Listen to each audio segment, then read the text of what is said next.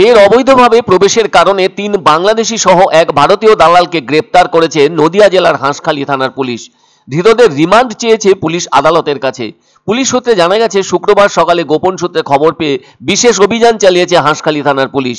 আর সেই অভিযানে ধরা পড়েছে ৩ বাংলাদেশি। ওই ৩ বাংলাদেশির মধ্যে একজন মহিলাও রয়েছে, তার নাম তানিয়া আক্তার। আর 2 পুরুষ বাংলাদেশির নাম মোহাম্মদ অভি মিয়া ও মোহাম্মদ সুজ্জ্বল মিয়া। এছাড়াও ধরা পড়েছে আরো একজন ভারতীয় দালাল, তার নাম শরীফুল মণ্ডল। তার বাড়ি হাঁসখালী থানার অন্তর্গত রামনগর খিদিরপুর পাড়ায়। ধৃতদের এদিন আদালতে তোলা হলে পুলিশ নিজেদের হেফাজত চেয়ে আবেদন জানিয়েছে আদালতের কাছে। আর ইদানিং তো মাঝে মধ্যেই অবৈধ অনুপ্রবেশকারী হিসেবে ধরাও পড়ছে বাংলাদেশিরা, সেই সঙ্গে মাঝে মাঝে ধরা পড়ছে ভারতীয় দালাল চক্রের কেউ কেউ। কেননা তারা অর্থের বিনিময়ে ভারতের ভেতরে শুধু ঢুকিয়েই দিচ্ছে না, এর পাশাপাশি ওই সব বাংলাদেশিদেরকে অবৈধভাবে ভারতীয় পরিচয়পত্র বানিয়ে দিতেও সহযোগিতা করছে। বাংলাদেশে অভ্যন্তরীণ বিশৃঙ্খলার জন্য ওই দেশ থেকে অনেকে ভারতে প্রবেশের চেষ্টা করছে, সেই চেষ্টাতে সহযোগিতা করছে ভারতীয় দালাল চক্র, কারণ তারাও এমন অবস্থায় ফাটকা টাকা কামাচ্ছে। আর এভাবে ভারতে প্রবেশের ক্ষেত্রে চলছে টাকার খেলা। এদিকে ভারত বাংলাদেশ কিন্তু হলে কি হবে, ভারত বাংলাদেশ সীমান্তের অংশে বেশ কিছুটা এলাকায় তো কোনো কাঁটাতারের বেড়া নেই, ফলে ওইসব এলাকা দিয়েই অবৈধ অনুপ্রবেশ ঘটছে ভারতে বাংলাদেশিদের। তবে শুধু পশ্চিমবঙ্গের সীমান্ত এলাকা দিয়েই নয়, অসম, মেঘালয়, ত্রিপুরার মতো রাজ্যের ভারত বাংলাদেশের সীমান্ত এলাকা দিয়ে এর আগেও ভারতে অবৈধভাবে প্রবেশ করতে গিয়ে ধরা পড়েছে বাংলাদেশের 3 নাগরিক। আর সেটা ছিল জলপাইগুড়ি জেলার শিলিগুড়ি সেক্টরের ভারত বাংলাদেশ সীমান্ত। বাবুরাম রায় বলে বাংলাদেশের ঠাকুরগাঁও জেলার বাসিন্দাও ধরা পড়েছিল। আরও একজন অঙ্কনচন্দ্র রায়, তার বাড়ি বাংলাদেশের দিনাজপুর জেলার বোচাগঞ্জ এলাকায়। ধৃত দুজনের কাছ থেকে 2টি মোবাইল ও 3482 বাংলাদেশি টাকা উদ্ধার করা হয়েছিল। তার বাড়ি বাংলাদেশের ময়মনসিংহের বিল রায়াল এলাকায়। তার কাছ থেকে অবশ্য একটি মোবাইল উদ্ধার হয়েছিল।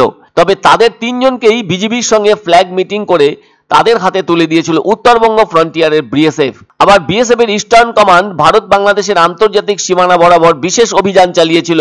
এর ফলে 11 জন বাংলাদেশি নাগরিককে আটক করা হয়েছিল। এদের মধ্যে 2 জনকে বাংলা সীমান্ত থেকে, 2 জনকে ত্রিপুরা সীমান্ত থেকে এবং 7 জনকে মেঘালয়ের ভারত বাংলাদেশি সীমান্ত থেকে আটক করা হয়েছিল। তাদের প্রত্যেককেই ওই নির্দিষ্ট থানা এলাকার পুলিশের হাতে তুলে দিয়েছিল বিএসএফ জওয়ানরা। আর এখনো বাংলাদেশ থেকে ভারতে অবৈধ অনুপ্রবেশের ঘটনা ঘটে চলেছে। ধৃতদের কেউ কেউ সুস্থভাবে বেঁচে থাকার জন্য এদেশে আসার কথা জানিয়েছে, কিন্তু লাভ তো কিছুই হচ্ছে না। তারা তো অবৈধ অনুপ্রবেশের কারণে ভারতের জেলেই আটকে থাকছে।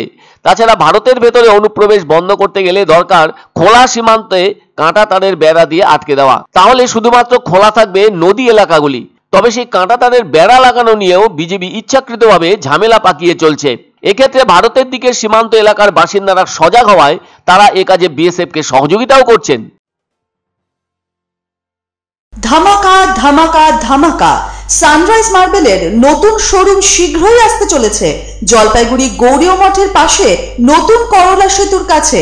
এখানে পাবেন আধুনিক টাইলসের রকমারি সম্ভার। এক অন্য অনুভূতির স্পর্শ পাওয়া যায় রয়কো ব্র্যান্ডের গেঞ্জি ও জাঙ্গিয়ায়। তাই ছোট বড় সবার পছন্দ রয়কো গেঞ্জি ও জাঙ্গিয়া। প্রস্তুতকারক জয়মনি হোশিয়ারি, কলকাতা। আনন্দ সংবাদ, আনন্দ সংবাদ। 30 বছরের নির্ভরযোগ্য প্রতিষ্ঠান ইন্দ্রমণি রাইস মিল। আমাদের কয়েকটি জনপ্রিয় ব্র্যান্ড হলো তাজ, বরলি, খুশি ইত্যাদি। আমাদের factory outlet CG trading company, Dinbazar, axis ব্যাংকের পাশে জলপাইগুড়ি। এখানে সুলভ মূল্যে গুণগত মানের সব ধরনের চাল পাওয়া যায়। Phone number 9547029475। পছন্দসই সেরা খাবার খেতে হলে সোজা চলে আসুন রুচিসম্মত আধুনিক মানের রেস্টুরেন্ট রাজদরবারে। কেননা এখানেই আপনারা পাবেন ভোজনের রাজকীয় অনুভূতি। শুধু পুজোর সময়ই নয়, সারা বছরই রকমারি খাবার সরবরাহ করাই এই রেস্টুরেন্টের আভিজাত্য। আমাদের ঠিকানা রাজদরবার, রাহুতবাড়ি, বাবুপাড়া, জলপাইগুড়ি।